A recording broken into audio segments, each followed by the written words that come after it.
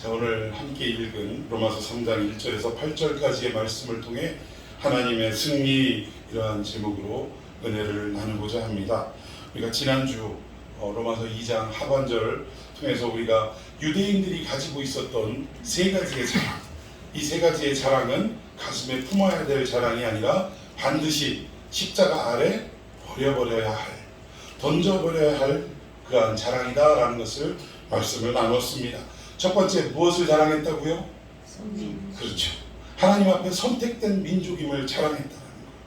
근데 이것이 단지 2000년 전의 유대인들만의 문제가 아니라 오늘 이 시대에 예수 믿는다는 우리들의 문제일 수도 있다는 거예요. 우리는 이미 예수 그리스도를 믿고 구원받은 백성이라 여기면서 우리 믿는 자와 믿지 않는 자를 갈라치기를 하고, 지금 온 세상도 갈라치기가 문제가 되는데 교회 안에서도 갈라치기를 하고, 이 교회 안에서는 믿는 자들만의, 영화에서도 그들만의 리그라는 영화가 있었지만 우리 구원받은 자들만의 그러한 모습으로 마치 이 바다에 띄운 유람선과 같은 이러한 모습으로 신앙생활을 하며 믿지 않는 자들을 정죄하고 이러고 살아가지는 않는가. 그래서 우리 자신들을 돌봐야 되고, 우리의 구원은 물론 2000년 전에 예수님이 십자가 지심으로 얻은 구원이지만 우리의 신학적인 관점에서 볼 때 구원은 이미와 아직의 구원이라는 거예요. 이건 무슨 말이냐? 예수님이 십자가에서 피 흘려 죽으심으로 말미암아, 대속해 주심으로 말미암아 우리의 구원은 이미 이루어진 거예요. 여러분 믿으십니까? 우리의 현재와 우리의 과거와 현재와 미래의 죄까지도 다 십자가에서 해결이 된 것입니다. 그럼에도 불구하고 이 구원이 완전히 이루어진 것이냐? 그게 아니라는 거예요. 우리 바울의 말처럼 두렵고 떨림으로 우리의 구원을 어떻게 해가라고요? 이루어 가라. 우리 주님 다시 오시는 그날까지, 또 우리가 이 땅을 살아가다가 하나님의 부름을 받는 그날까지 우리는 이미 얻은 그 구원을 우리의 삶 속에, 우리의 믿음 속에 하나하나씩 이루어가는, 두렵고 떨림으로 이루어가는 이런 믿음의 과정이, 구원의 과정이 우리에게는 필요하다라는 것입니다. 이 근본적으로 잘못된 종파가 있습니다. 여기 가까이에도 구원파라 이야기하는 이러한 이단이 있는데, 이들의 문제점 중에 여러 가지 문제가 있지만 그 중에 가장 핵심이 뭐냐면, 이들의 주장은 우리는 구원을 받았기 때문에 더 이상 우리가 살아가면서 짓는 모든 행동들은 죄일 수가 있다 없다? 없다는 거예요. 왜? 이미 다 구원받고 죄가 해결됐기에 우리는 더 이상 똑같은 행동을 할지라도 이것이 죄가 될 수 없다라고 이야기합니다. 그러나 여러분, 이 주장은 성경 말씀에 비추어 볼 때 틀린 거라는 거예요. 우리가 물론 이미 얻은 구원을 우리가 선물로 받았지만, 그러나 우리가 주님께 부름받는 그날까지, 우리 기다리는 예수님 다시 오는 그날까지 우리는 어떻게 해야 된다고요? 두렵고 떨림으로 이 받은 구원을 어떻게 해야 된다? 이루어간다. 이 말을 신학적 용어로 표현하면 완성해 간다라고 표현할 수 있다. 그래서 유대인들은 그냥 구원을 받았고 선택받았다 해서 자기들만이 소중한 백성이고 타인들, 즉 이방인들을 함부로 여기는, 이것은 정통 유대인들은 지금까지도 이렇게 살아가고 있습니다. 그래서 이러한 삶이 우리에게는 있어서는 안 된다. 우리가 이미 구원받은 백성, 선택받은 백성이 된 데에는 전제 조건이 깔려 있다는 거예요. 그것은 뭐냐? 선택받은 우리를 통해서 아직 선택받지 못한, 아직 구원받지 못한 이 믿지 않는 다른 사람들에게 어떻게 하라고? 예수 그리스도를 전파하라고, 그분의 구원의 말씀을 전하라고 우리를 먼저 구원해 주셨다는 사실. 그래서 우리는 믿지 않는 자들에게 어떻게 해야 되느냐? 겸손한 마음을 가지고 그들을 대해야 된다는 거예요. 우리 교회에 3대 비전이 있습니다. 세 번째가 뭐죠? 세상에 뭐가 돼주는? 이웃이 되어주는 교회가 되어야 된다. 이웃이 되는 교회가 아니고 저 사람을 내 이웃으로 만드는 교회가 아니라 우리가 그들의 이웃이 되어주는 삶이 되어야 한다는 것입니다. 여러분, 이것은 결국 뭐냐? 아직 예수를 모르는 자들에게, 구원을 허락받지 못한 자들에게 예수 그리스도의 복음을 가지고 그들에게 찾아가는 삶을 말하는 것입니다. 이러한 삶이 되기를 축원해 드리겠습니다. 또 두 번째는 그들이 버려야 될 자랑, 두 번째는 율법을 받은 백성이라, 하나님의 말씀을 받은 백성이라 이러면서 상당한 자부심을 가지고 있다고 했죠.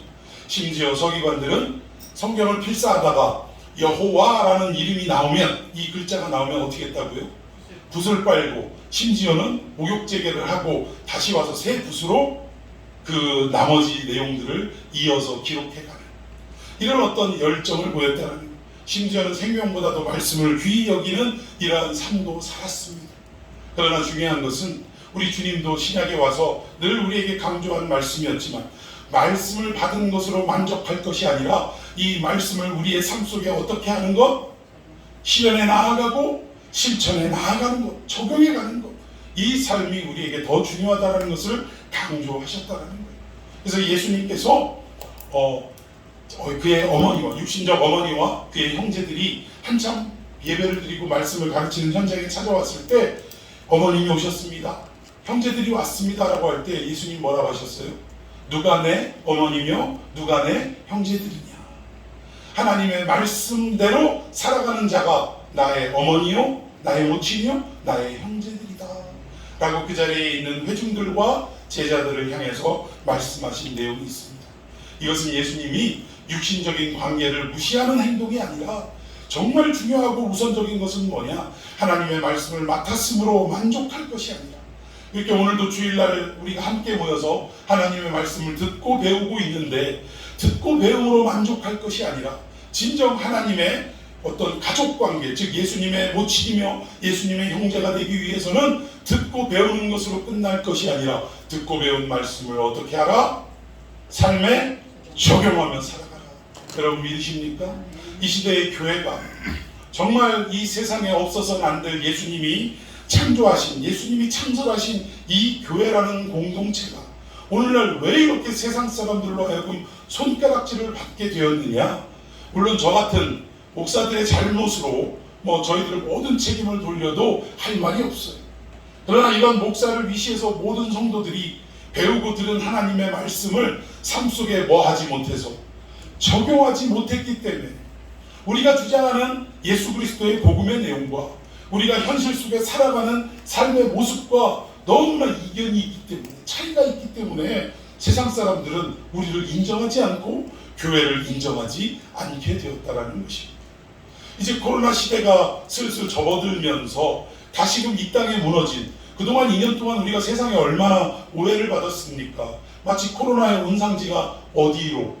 교회인 것 양, 교회 가면 큰일 나는 양, 이렇게 오해를 받고 살아왔는데 그런 오해를 받아도 우리가 변명할 여지가 없었던 삶의 모습이었다라는 거예요. 근데 이제 거리두기가 해제되고 다시금 예배가 회복되는 이 상황 속에 우리가 정말 최우선으로 여겨야 할 것이 무엇이냐?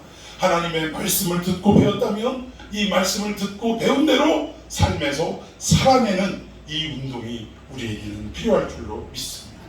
유대인들도 이걸 못했다는 거예요. 세 번째 자랑은 뭡니까? 그들의 몸에 할례를 했다는 걸 자랑으로 해야겠다. 그래서 항상 할례 받은 백성과 할례 받지 않은 백성, 물론 할례 받았다는 것이 하나님의 선택된 민족이라는 표시이기도 하지만 사실 할례의 의미를 우리가 지난주에 찾아볼 때 우리 인간에게 하나님의 말씀을 맡겨놨더니, 율법을 맡겨놨더니 우리가 시험을 치러봤더니 몇 점짜리더라는 거예요? 빵점짜리더라는 거예요. 그 전에 율법이 없었을 때는 우리가 몇 점짜리인지조차 몰랐던 시대였는데 율법을 우리에게 딱 제시하고 나서 율법을 비추어 봤더니 우리가 그냥 그래도 한 60은 넘겠지라고 생각했는데 막상 뚜껑 열고 안을 들여다보니까 우리의 믿음의 모습이, 하나님을 향한 온전한 삶의 모습이 몇 점짜리였냐? 빵점짜리다 이거예요. 하나같이 다 죄인이고 우리 스스로의 의로는 뭘 이루어낼 수 없는 그러한 모습이었다라는 것을 알게 되었다는 거예요.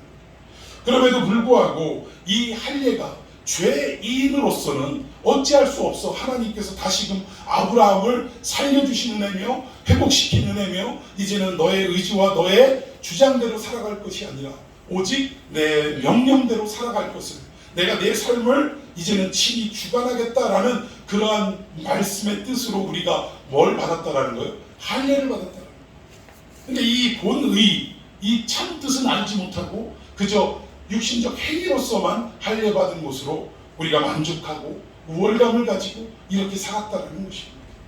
여러분, 구약의 이 백성들만 이런 잘못을 저지른 게 아니라 오늘 이 시대에 우리들도 우리가 진짜 하나님 앞에 20년을 믿었다, 30년을 믿었다, 내가 교회에서 목사다, 장로다, 또 안수집사다, 권사다, 이러한 직분을 가지고 우리가 이 세월에 따라 나타난 흔적, 마치 할례와 같이 육신에 드러난 흔적처럼 우리가 어떤 세월이 지나면서 직분을 받고 교회에 그동안 어떤 일을 해왔는지 이러한 흔적을 앞세우며 자랑하고 있지는 않았느냐.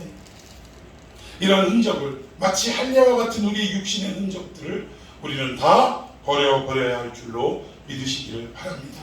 자, 오늘 이 3장에 와서는 결국 이러한 어떤 잘못된 자랑들이 왜 생겼냐? 우리 안에 하나님의 의가 아니라 우리 스스로의 의가 작용됐기 때문에, 즉 잘못된 의가 작용됐기 때문에 이렇게 되었다라는 것을 다시 한번 강조하는 것입니다. 자, 우리 3장 1절과 2절 다 같이 읽어보도록 하겠습니다. 시작. 그런즉 유대인의 나음이 무엇이며 할례의 유익이 무엇이냐? 범죄에 많으니 우선은 그들이 하나님의 말씀을 맡았습니다. 아멘. 유대인들이 이방인들에 비해서 나음을 입은 것은 뭐냐? 할례라는 의식을 받았고, 즉 이걸 통해 선민이라는 어떤 표식을 받았고, 더 나아가서는 뭡니까? 유대인들이 뭘 맡았다고요? 하나님의 말씀을 맡은 자였기 때문에 그들이 유익했다 이거예요. 근데 정작 이 의도를 하나님이 왜 이걸 맡기시고 왜 이 행위를 하게 하셨는지 의도를 알지 못하는 게 문제의 발단이며 시작이라는 것입니다. 오늘 여기에 그들이 하나님의 말씀을 맡았다라고 하는데 여기 이 말씀의 의미를 우리가 좀 잘 살펴봐야 돼요. 헬라어로 보니까 로기온, 하나님의 말씀이라는 이 단어가 로기온이라고 되어 있고, 복수로 하면 로기야, 하나님의 말씀들, 이런 의미로는 로기야라고 성경에 기록이 되어 있는데, 이 뜻이 뭐냐면 신탁했다 이 얘기. 신탁했다. 하나님이 우리에게 뭐 했냐? 맡겨주셨다, 부탁하셨다 이 얘기입니다. 그러니까 하나님의 말씀은 하나님이 마치 산신령처럼 나타나셔서 아무개 야우 뭐 내가 하는 말을 잘 들어라 이게 아니라 하나님의 당신의 계획과 당신의 모든 뜻을 우리 인간에게 어떻게 하셨다고요? 맡기셨다 이 얘기. 부탁하셨다 이 얘기. 그러면 예수 그리스도를 믿고 구원받은 우리들은 이 땅에 살아가는 제1의 목적이 무엇이어야 되느냐? 이 땅에서 사업이 잘 되고 건강하고 자녀가 잘 풀리고 형통하고, 이것이 제1의 목적이 아니라 하나님이 우리에게 맡기신 이 모든 일들을 어떻게 하는 것, 감당해 나아가는 것, 이것이 우리 인생의 제1의 목적이 되어야 할 줄로 믿으시기를 바랍니다. 오늘 이 로기온, 로기아라는 이 단어는요, 신약 성경에 몇 번 등장하냐면 딱 4번 등장하는 단어입니다. 4번 등장하는데 시간 관계상 제가 9절만 알려드릴게요. 사도행전 7장 38절에 스데반 집사님의 설교 속에 하나님의 말씀이라는 로기온이라는 단어가 나오고, 히브리서 5장 12절에도 동일한 단어가 나오고, 또 베드로전서 4장 11절에도 나오고, 또 오늘 본문에도 나오는 딱 이렇게 4번만 언급이 되는 단어라는 것입니다. 근데 중요한 것은 하나님의 이 말씀이라고 하는 이 성경에 대한 이 3가지의 견해가 그동안 우리 이 신학적인 모든 어떤 논쟁을 통해서 한 3가지 정도로 우리가 요약할 수가 있는데, 자, 첫 번째, 이 하나님의 말씀을 우리가 어떻게 생각하고 또 성도들에게 가르쳐 왔느냐? 첫 번째는 한번 읽어봅시다. 첫째, 시작. 성경은 모두 하나님의 말씀이다. 예, 성경은 일부분만 하나님의 말씀이 아니라 모두가 하나님의 말씀인 줄로 믿으시기를 바랍니다. 여러분, 이게 우리가 특히 우리 장로교 개혁주의가 표방하는 주장입니다. 우리 성경 66권은 사람의 손에 의해서 기록이 되었지만 이 모든 말씀은 다 누구의 말씀이다? 하나님의 말씀이다. 굳이 하나님 앞에 수식어를 더하자면 살아있는 하나님의 말씀이다라고 우리는 믿는다는 거예요. 그 대표적인 예로 디모데후서 3장 16절에 성경은이 아니라 모든 성경은 하나님의 감동으로 된 것으로 교훈과 책망과 바르게 함과 의로 교육하기에 어떻게 하다? 유익하다. 즉 모든 성경은 하나님의 감동, 즉 하나님의 말씀으로 이루어진 책이다. 이것이 우리 장로교가 표방하는 이 성경에 대한 관점이라는 거예요. 그리고 두 번째, 어떤 견해가 있냐? 자, 둘째, 시작. 인간의 생각과 좋은 어휘를 모아 편집한 책이다. 인간의 생각들과 또 좋은 어휘를 모아서 집대성한 책이 성경이다. 자유주의 신학자들이 주장하는 그러한 내용입니다. 그러면 결국 성경은 하나님의 말씀이 아니라 결국 인간의 이야기를 모아놓은 것이다. 그래서 우리가 이 부분을 좋은 부분을 발췌하고 또 적용하며 살아가는 것이 중요하다라고 강조하는 부류들이 신신학자들, 자유주의 신학자들이라는 것입니다. 그래서 이런 부분들은 우리 장로교교단에서는, 특히 개혁주의 교단에서는 인정할 수가 없다라는 거예요. 성경 외에 우리는 다른 정경을 인정합니까, 안 합니까? 하지 않는다라는 거예요. 참 이런 부분들이 문제라는 것입니다. 요즘은 이 자유주의 신학자들의 사상도 문제지만 또 하나는 뭐예요? 오히려 더 우리를 힘들게 하고 참 혼란케 만드는 이 잘못된 사이비, 이단들이 더 문제라는 거예요. 여러분, 지금 대체적으로 우리나라의 가장 핵심적인 이단들이 지금 현역으로 활동하는 예수가 50여 명 되는데 본인들이 예수라고 말 안 했을 뿐이지 보혜사네 무슨 어떤 경우는 이제는 성령이라고 하거나 이렇게 표현을 하면 이단이라고 몰리기가 쉬우니까 자기 자신을 뭐라고 하냐, 총재라고 얘기를 해요. 총재라고. 그러면 이단이 안 됩니까? 그래서 지금도 우리 이 교회에 매달 이 편지가 자꾸 오는데, 우편물이 오는데, 거절하려고 전화를 해보면 받지를 않아요, 받지를. 여기 용문동에 있는 신천지 받지를 않아요. 제발 이거 좀 보내지 말라고. 말도 안 되는 이야기들을 자꾸 하면서. 근데 중요한 게 뭐냐면, 다른 성경이나 다른 어떤 경전을 가지고 있는 이단들은 우리가 단박에 이단이라고 규정할 수가 있습니까, 없습니까? 있어요. 그런데 아직 성경에 대해서 깊이 알지 못하는 우리 성도들이 헷갈려하는 부분이 뭐냐면, 이것들은 성경만 보네, 성경만. 그러니까 무서운 건 다른 통일교나 이런 데는 원리강론이라든가 이런 어떤 다른 경전이 있다는 거예요. 그런데 신천지나 하나님의 교회나 이런 데는 뭐만 봐요? 성경만 본다니까. 근데 문제는 뭐냐? 하나님의 의도대로 해석하는 것이 아니라 자의로 해석하더라 이거예요. 자의로. 여러분, 참 이 부분이 문제입니다. 그런데 우리가 아직 하나님의 말씀에 대해 이것이 참인지 거짓인지 구분하고 분별할 수 있는 능력이 부족해서 궁금증은 있는데 이걸 해결해 주지 못하다 보니까 잘 알지 못하는 이런 이야기를 하는 쪽에 마음을 뺏기게 되더라는 거예요. 그래서 이런 부분들을 우리는 속히 하나님의 말씀을 잘 배우고, 오늘 여기 성경은 뭐라고요? 교훈과 책망과 바르게 함과 의로 교육하기에 어떤 책이다? 유익한 책이다. 이 말씀을 통해 우리가 이 성경이 사람의 생각이나 사람의 좋은 말을 끌어놓은 집대성한 책이 아니라 살아계신 하나님의 말씀임을 깨닫고, 이 하나님이 우리에게 어떠한 의도를 가지고 어떠한 메시지를 우리에게 주시는가를 명백하게 깨닫고 또 구분하고 또 분별할 수 있는 능력이 자라나길 예수님의 이름으로 축원해 드리겠습니다. 자, 우리 세 번째 성경에 대한 견해입니다. 셋째, 시작. 성경이 하나님의 말씀이나 사람이 기록한 가운데 모르와 말씀할 수밖에 없다. 예, 이 주장은 이 칼 바르트라는 이 신학자가 이 주장을 하는 내용인데, 좀 뭐라고 할까요? 좀 많이 배웠다고 하는 이런 부류층, 지식층에서 이 주장을 상당히 따르고 있습니다. 그럼 그렇지, 성경이 지금 수천 년의 세월 동안 여러 사람, 여러 역사를 통해 기록이 되어 있는데 이것이 어떻게 오류가 없을 수가 있나? 물론 그 말에 일부 동의합니다. 우리 신학을 공부하다 보면 사본학이라는 공부를 해요. 사본학이라는 학문이 있습니다. 근데 이 사본학이 뭐냐면, 사본이라는 건 성경에는 원본이 있습니까, 없습니까? 안타깝게도 원본이 없어요. 원본이 없고 사본으로만 계속적으로 사람의 손에 의해서 또 이렇게 기록이 되어져 가고 또 옮겨져 왔는데, 근데 문제는 뭐냐면 성경 66권 이 내용들을 다 살펴볼 때 물론 중간중간에 오류가 있을까요, 없을까요? 오류가 있습니다. 사람이 기록하다 보니 오류가 있을 수 있지요. 그러나 중요한 것은 이 성경 전체의 물줄기를 바꿀 수 있는 오류는 없다라는 거예요.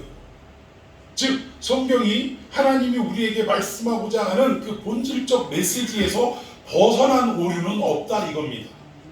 분명히 오류는 있되 근본적인 오류를 발견할 수는 없다. 여러분, 심지어 제가 여러 번 여러분에게 말씀을 드렸습니다만 이제 바벨론 포로기를 지나 이제 헬라 시대에 접어들면서 사람들은 히브리어를 사용하지 않고 다 무슨 말이 통용이 되냐? 헬라어가 통용이 됐다. 헬라어가 통용이 되다 보니까 구약 성경은 전부 무슨 글씨로 돼 있어요? 히브리어로 기록이 돼 있다.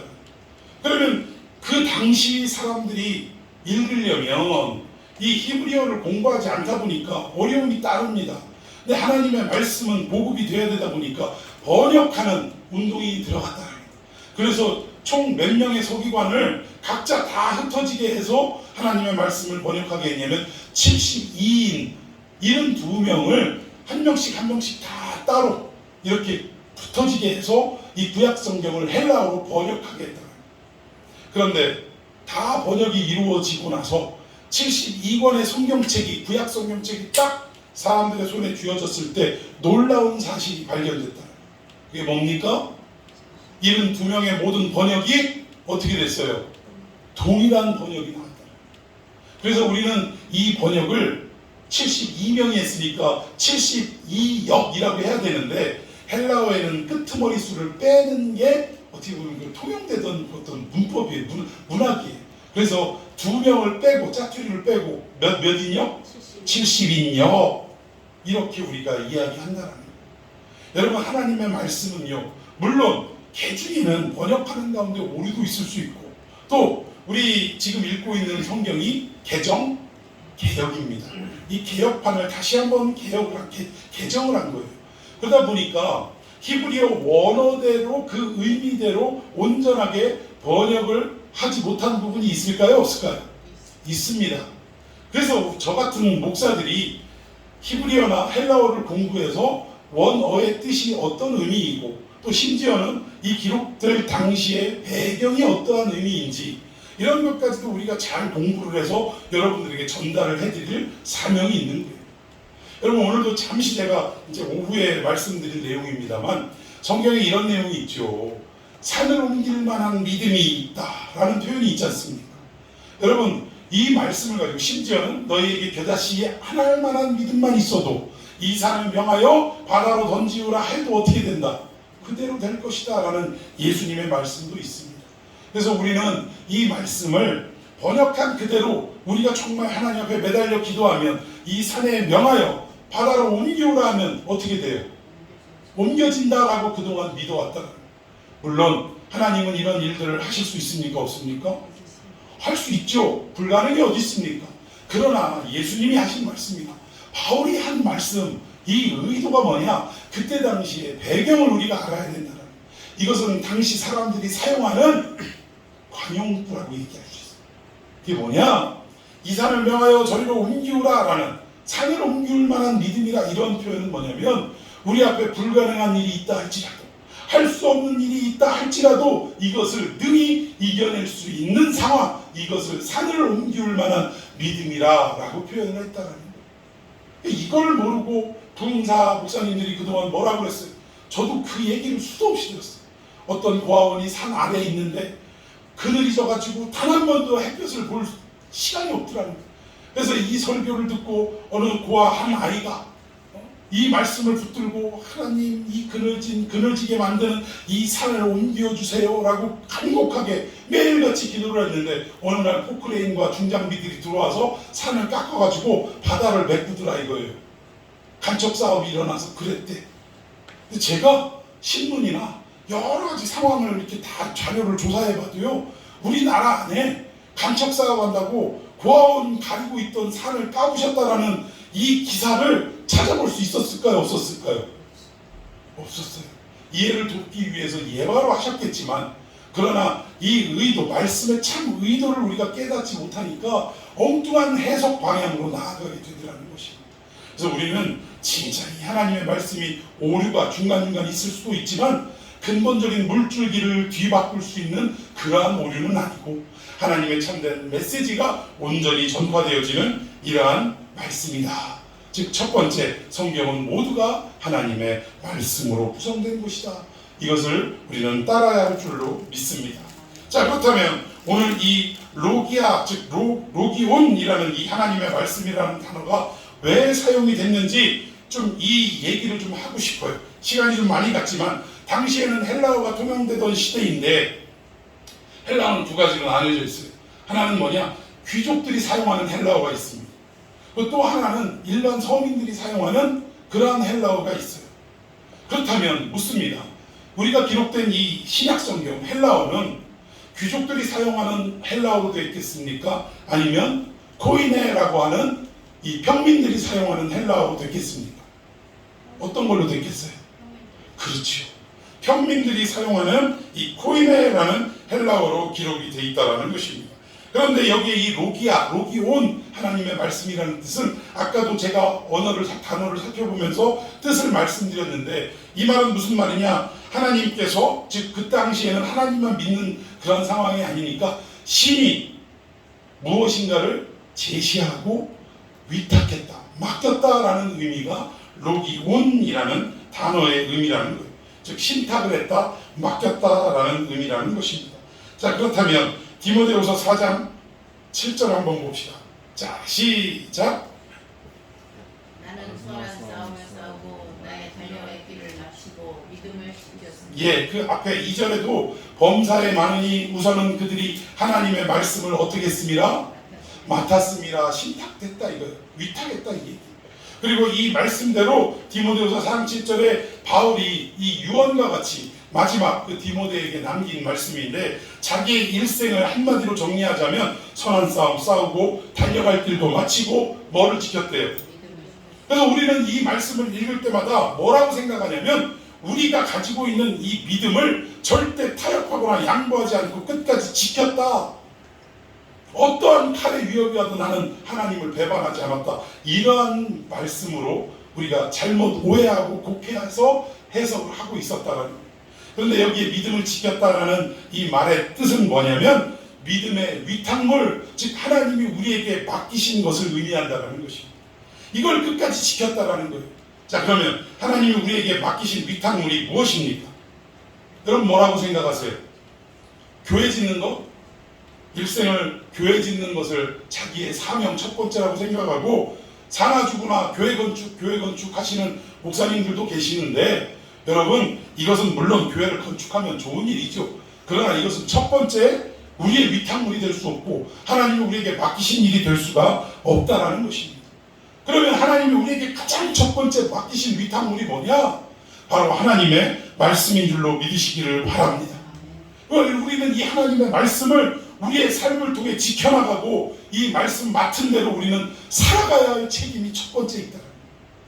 그런데 문제는 우리의 실력이 지킬 실력이 됩니까? 안 됩니까? 이게 문제라는 거예요. 교회 앞에서는 교회 안에서는 말씀 듣고 깨닫고 은혜 받았다고 아멘 하지만 정작 그 말씀대로 살아가야 할 삶의 자리에 갔을 때는 우리가 이 말씀을 살아내고 또 우리가 실현해 나아가는데 문제점을 발견하고 이것을 온전히 해나갈 수 없는 나의 연약함을 여지없이 드러내게 되더라는 거예요. 여러분 이럴 때 과연 하나님은 우리에게 뭐라고 말씀을 하시겠냐 이겁니다. 말씀 듣고는 아멘하고 난리칠 것처럼 하더니 나가서는 그대로 살아가지 못하니 어떻게 믿음을 지키지 못했으니 내가 너를 구원한 모든 내용을 어떻게 하겠다? 취소하겠다 그러세요? 아니라는 거예요. 아니라는 거예요. 그럼 하나님은 뭐라고 말씀하시냐? 바울을 통해 이렇게 말씀하신다는 거예요. 자, 3절 시작. 어떤 자들이 믿지 아니하면 어찌하여 그 믿지 아니하니 하나님의 미쁘심을 패하겠느냐. 아멘. 여기 보니까 믿지 않았으면 어떻게 했냐 이거예요. 하나님 말씀이 선포됐는데 우리가 아멘으로 믿지 않는 경우가 있어요 없어요? 있습니다. 그럼 그런 사람들 어떻게 할 거냐 이거예요. 그리고 또 믿지 아니함이 하나님의 미쁘심을 패하겠느냐. 여기 미쁘심이라는 단어가 나오는데 무슨 뜻이냐면 뭐 예쁘다라는 뜻이 아니에요. 믿을만하다. 다른 말로 더 짧은 단어로 말하면 믿음이라고 말할 수 있다. 즉 우리가 믿지 않고 말씀대로 살아가지 못한다 할지라도 하나님은 누구를 믿는다라는 거예요? 우리를 향한 믿음을 저버리지 않는다라는 거예요. 우리가 지금은 부족하고 연약하고 해나갈 실력도 없지만 하나님은 우리를 믿어주신다라는 거예요. 언젠가 네가 반드시 내가 의도하고 명령한 대로 살아낼 것을 어떻게 하신다고요? 믿으신대요. 근데 우리가 믿을 건덕지가 있냐 이 얘기입니다. 여러분 우리 각자의 모습을 우리가 한번 바라보면서 나는 과연 하나님의 뜻대로 살아갈 실력이 있느냐? 지금 그렇게 살아가고 있느냐? 한번 생각해 보자고요. 우리는 터무니가 없습니다. 이걸 해나갈 자신도 없고 능력도 없고 실력도 없어요. 그럼에도 불구하고 하나님은 우리를 믿으신대요. 네가 마침내 이렇게 해나갈 것을 나는 믿는다라고 믿으신다라고 3절에 말씀하고 있습니다. 그럼 이 말은 무슨 말이냐? 하나님이 우리에게 믿을 건덕지가 있어서 믿는다 이 얘기가 아니라 뭐예요? 내가 너를 이렇게 만들고야 말리라는 당신을 걸고 한 약속이라 이 얘기. 우리는 할 수 없고 우리는 부족하고 실력이 없고 연약하지만 하나님이 우리를 그렇게 만들어 가시겠다라는 당신의 선언을 믿겠다 이 얘기입니다. 그리고 그 선언 앞에 우리의 삶을 그렇게 만들어 버리시고 마침내 이 말씀대로 완성되어져 가는 것을 하나님은 믿는다 이 얘기. 우리를 믿을 만해서 믿는 게 아니라 우리를 변화시킬 하나님 당신을 믿는다라는 의도가 이 3절 속에 하나님의 믿으심을 패하겠느냐라는 단어로 우리에게 설명하고 있다는 것입니다.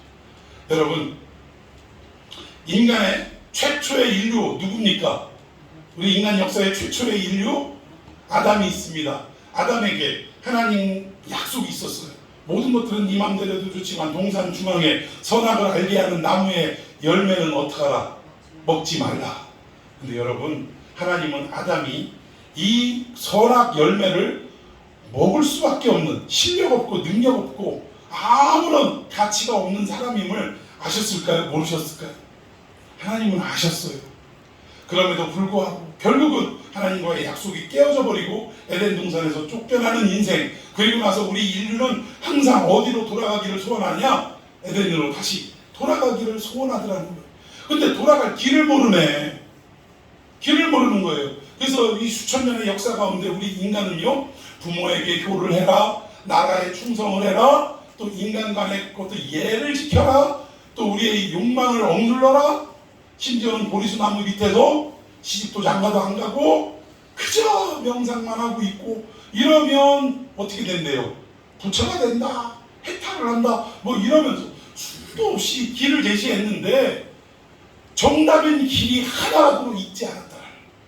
그러다가 2000년 전 나사렛에 어떤 한 젊은이가 나와가지고 하는 말씀이 뭐예요? 내가 곧 길이요 진리요 생명이다.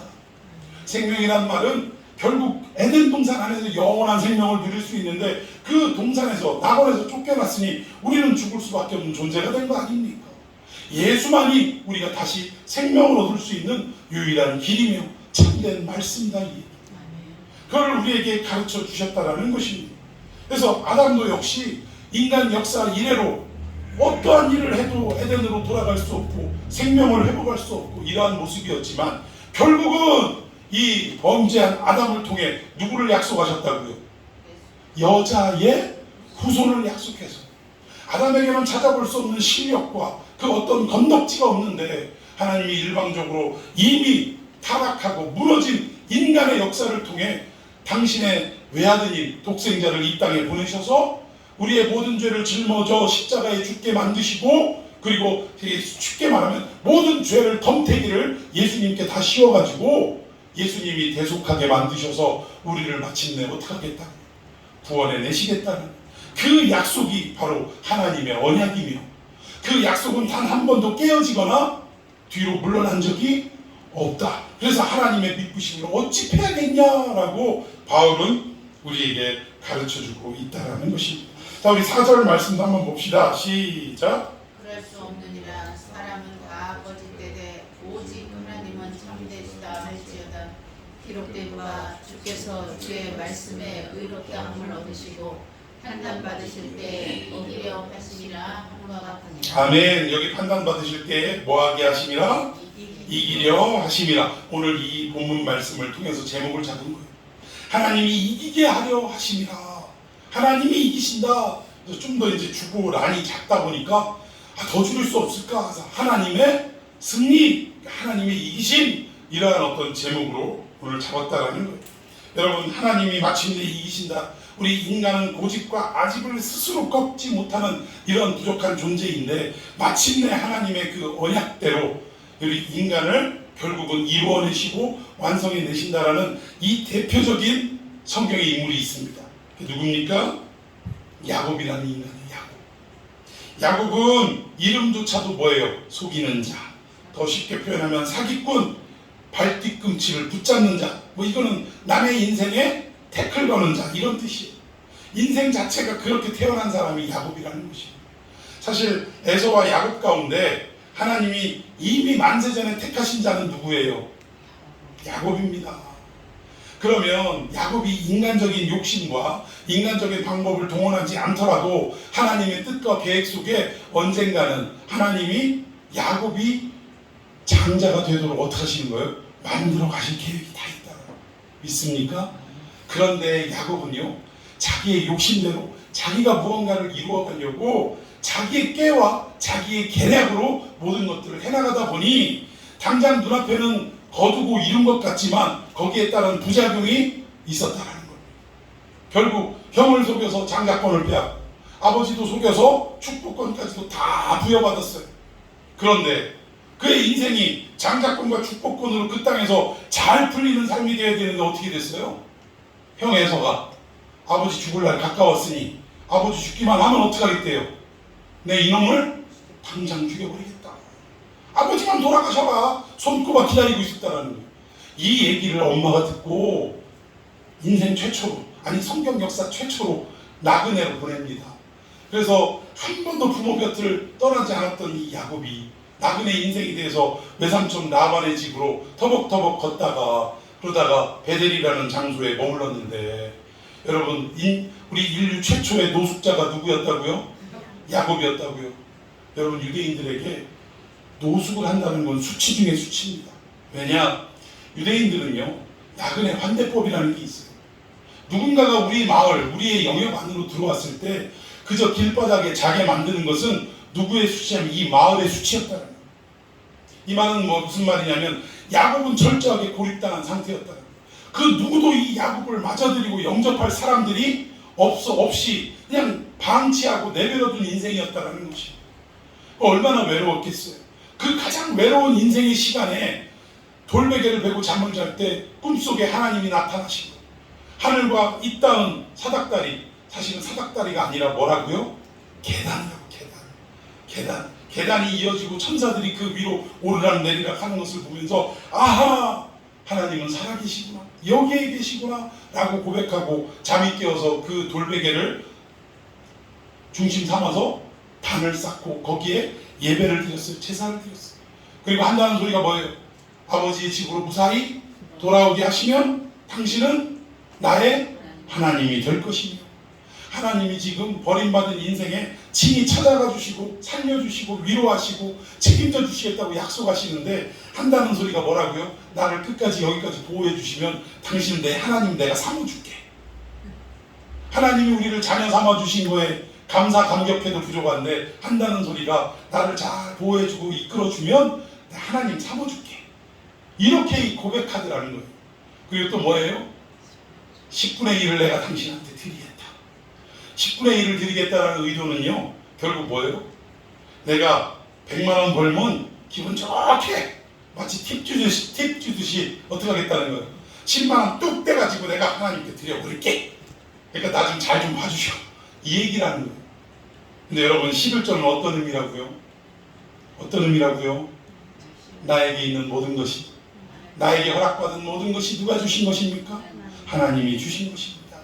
이것을 믿음으로 고백하기 위해 10분의 1이라고 해서 10%를 말하는 게 수기적으로 10%가 아니라 첫 것을 하나님 앞에 드리는 행위가 11조라는 거예요. 오늘날 11조를 드려도 됩니다, 안 됩니다, 오만 막 인터넷에서 떠드는데, 여러분 11조는 율법이기 때문에 드리지 않아도 됩니다. 왜? 율법은 폐지됐기 때문에. 말도 안 되는 소리 하고, 11조는 율법이 나오기 이전에 아브라함 때부터 시작이 됐고, 오늘 여기 아브라함으로부터 배운 야곱으로부터도 11조가 나타났다. 그러니까 이게 무슨 의미냐? 하나님이 나에게 주신 모든 것이 내가 노력하고 내가 수고해서 버는 것이 아니라 하나님의 것입니다라는 것을 인정하는 행위로 첫 것을 구별해서 하나님 앞에 드리는 게 11조라는 거예요. 그럼 무슨 말입니까? 내게 허락된 모든 것이 누구의 것? 하나님의 것입니다라는 믿음의 고백의 행위로 11조를 드리는 거지. 뭐 10개 가지고 10개 중에 1개를 드리면 내가 뭐 교회 안에서 언권도 있고 교회 안에서 또 멤버십으로서 인정받고 그런 게 아니라는 거예요. 뭐 믿음 좋다 그런 게 아니라는 거예요. 나중에 또 11조의 의미도 있는데 우리가 주의를 지키는 행위도 마찬가지예요. 창세기에 하나님이 창조하는 이 어떤 그 말씀의 내용으로 비추어 보면 출애굽기나 신명기에 그 말씀의 의도가 나오는데 하나님이 온 우주 만물을 창조했다라는 것을 믿는 믿음이 있는 자는 뭐 하게 돼 있어요?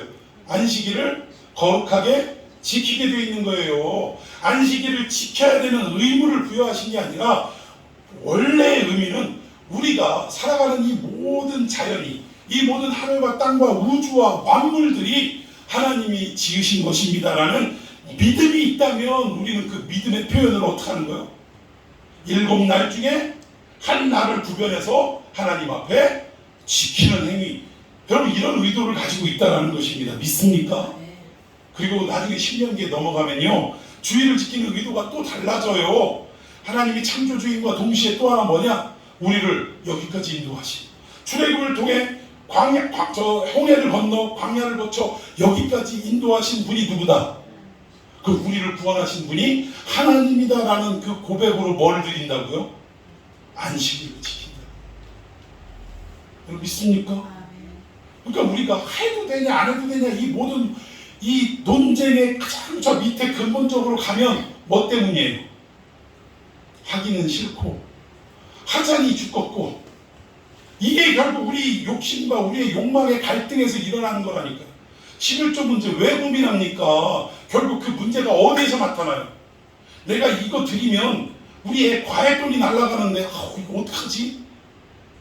하나님이 내 인생을 책임지지 못한다는 내 경제를 책임지지 못한다는 믿음의 연약함, 부족함에서 결국 이 갈등이 시작되고 갈등이 점점 커지다 보니까 핑계거리가 필요한 거예요. 아니 이거 율법 아닌가요? 안 드려도 되는 거 아닌가요? 그러니까 또 그 얘기를 듣고 밀고 목사들은 뭐라 그래요? 하나님이 원하시는 대로 가르치지 않고 누가 듣기 좋은 대로 성도들이 듣기 좋은 대로 그럼요 율법이죠 폐지됩니다. 심지어 어떤 인간은 11조를 하면 지옥 간다고 유튜브에 설교를 하고 있더라고요. 참 이렇게 하나님의 말씀을 오해하고 곡해하니까 문제가 생기는 거예요. 오늘 이 4절에 보니까 판단받으실 때 이기려 하심이라 함과 같으니라. 즉 이 야곱이라는 사람의 일생을 비추어 볼 때 일생 내내 20년 동안 바단 아람에서 하나님 뜻대로 살았어요? 못 살았어요? 자기 욕심과 자기가 이루고자 하는 욕망대로 살아왔다. 그러다 결국 다시 돌아오는 그때에 약복강에서 하나님을 만나 천사를 만나 씨름을 하다가 반도뼈가 부러지는 그때에 새 이름을 받습니다. 뭐라고 했죠? 야곱이라 하지 말고 이스라엘이라 해라. 그런데 희한하게 새 이름을 받았는데 그 이름 받은 이후로도 계속적으로 하나님은 그를 부를 때 뭐라고 불렀다고요? 야곱아, 야 이 사기꾼아, 야 네 욕심대로 유익이 아니죠. 이익이 된다면 무슨 짓이라도 저지르는 인간아, 계속 이렇게 부르셨다니까요. 그런데 이 이름이 언제 바뀌냐? 언제 바뀝니까? 죽을 때 다 돼서 바뀌어요. 애굽에 들어가 가지고 바뀝니다. 이스라엘이라고 하나님이 불러주세요. 그러면 결국 이 야곱이 자기 욕심과 자기 뜻과 의지대로 살아왔던 모든 인생길에 하나님을 제대로 믿지 못하고 하나님을 어떻게 보면 말씀대로 살아가지 못하고 순종하지 못한 이러한 인생의 정철이었는데, 그런데도 불구하고 마침내 하나님이 야곱을 이스라엘로 어떻게 하셨어요? 이루어 가시고 바꾸어 가시고 만들어 가신 줄로 믿습니다. 여러분 우리도 그래요. 저도 그래요. 모태신앙인데 저도 이 말썽 부리는 그 청소년 시기에는요 교회도 잘 안 나가고요 정말 못된 짓 많이 하고 그 탈선 행위도 많이 하고 또 뭐 20대가 돼서는 이 교회를 완전히 떠나서 사업한다고 엉뚱한 길로 헤매일 때가 참 많았어요. 허랑방탕이라고 그러죠. 그렇게 살아왔던 시간이 한 10년 됩니다. 그런데 결국은 하나님이 제 의지가 아니고 제 믿음이 아니고 결국은 하나님께서 제 모든 삶의 주도권을 주시고 마치 이 콧대를 뺀 송아지 마냥 톡톡 끌어당기면 어떻게 돼요? 따라와요 안 따라와요? 따라오게 만드시더니 정신을 차려보니까 어디예요? 신학교. 다시 신학교에 와 있더라고요. 이제는 자식도 낳고 막 이러는데 책임져야 될 상황인데 근데 다시 정신 차리게 하니까 신학교로 와 있더라고요. 그리고 모든 인생의 어려움들을 세파풍파 다 겪게 하시면서 결국 그것을 통해 하나님은 살아계시는구나를 깨닫게 하시더라고요. 참 오죽 하나님이 제가 부족했으면 가난해도 얼마나 가난했든지 과일을 제대로 먹을 수 없는 뭐 과일이 뭐요 쌀도 없을 때가 허다했는데 근데 참 속도 없죠. 30살 넘은 놈이 자식들도 제대로 못 먹이면서 그냥 언제 한 번은 집에서 하나님 과일이 이렇게 먹고 싶네요. 그냥 기도도 아니고 그냥 혼잣말처럼 과일 좀 먹었으면 좋겠습니다. 뭐 이렇게 혼자 주절주절 하고 있는데 아니 그 밑에 그 뭐가 누가 산다고 제가 말씀드렸죠? 무당이 살아요. 무당이 저는 2층 살고 1층 저 뒷방에 무당이 사는데 아유 막 이 기도가 채 끝나기도 전에 문을 톡 두드리시고 누구세요? 하고 문을 딱 열었더니 안녕하세요. 저 목사도 아닌데 그때 이제 막 신학교 다시 복학해갖고 어렵게 다니고 있을 그때인데 전도사도 아닐 때인데 목사님 그러면서 아유 저 아직 목사 아닌데 앞으로 되실 거잖아요. 그러면서 한다는 소리가 아유 오늘 저 굿판 벌리고 이렇게 왔는데 과일이 엄청 많이 나와가지고 이거 과일 좀 드셨으면 좋겠네 하고 세상에 온갖 과일을 갖다가 이따만한 쟁반에다가 막 여기저기 막 그 종류별로 해가지고 근데 이게 하나같이 다 윗뚜껑이 날라가 있더만요. 과일이 이 새거가 아니라 윗뚜껑이 다 날라가 있더라고. 귀신 먹으라고 줬던 거겠죠. 근데 참 어떤 분들은 이 얘기하면 그거 먹으면 안 되죠. 제사 음식인데 근데 바울의 이야기를 들어볼 때 우리가 모든 것을 다 어때요? 먹는 것이 다 어떻다고? 가하다. 다 하나님 앞에 허락받았다는 거예요. 여러분 우상이라는 것도 귀신이라는 것도 사실 그 존재를 따지면 실체가 있습니까? 없습니까? 없는 거예요. 없는 거. 우상이 어디 있어요? 우상이. 인간이 뭔가 기대감을 가지고 뭔가 자기의 두려움을 극복하기 위해서 자기가 만들어 놓고 자기가 만든 그 물질에다가 뭐 하는 거예요? 절하고 섬기는 거예요. 그럼 우상이 어디 있습니까? 우상이. 근데 사실 더 무서운 우상은 뭐예요? 깎아 만든 우상보다 더 무서운 우상은 뭐예요? 우리 마음에 하나님보다 더 사랑하고 더 우선 가치로 여기는 그 무엇이 사실은 더 무서운 우상이라는 거예요. 그러니까 이런 부분들 어쨌든 하나님이 이렇게까지 저의 삶 속에 개입하시고 주관하시고 주도하시면서 결국 제가 뭐 십수년 더 공부하다 보니까 어디로 와 있냐? 이제 말씀을 증거하는 이 자리에 목회자로서 이렇게 서 있게 됐더라는 거예요. 참 제 인생 자체는 결국 뭐냐? 제가 승리한 게 아니고요. 하나님이 승리하셨다는 거예요. 하나님이 이기셨다는 거예요. 저는 어떻게든 도망가려고 애를 써봤지만 결국 저도 고집이 있는 인간인데 하나님도 고집이 어마어마하신 분이에요. 그러면 저의 고집은 기껏해야 몇 년 고집이요? 뭐 요즘 100세 시대라고 하니까 기껏해야 100년 고집. 근데 하나님은 그 고집이 얼마나 가요? 영원하신 고집. 시편에 하나님을 영원하신 하나님이래요. 그러면 고집이 있으신 이 하나님이 도대체 얼마만큼 고집을 부리시냐면 영원한 고집을 부르신다니까.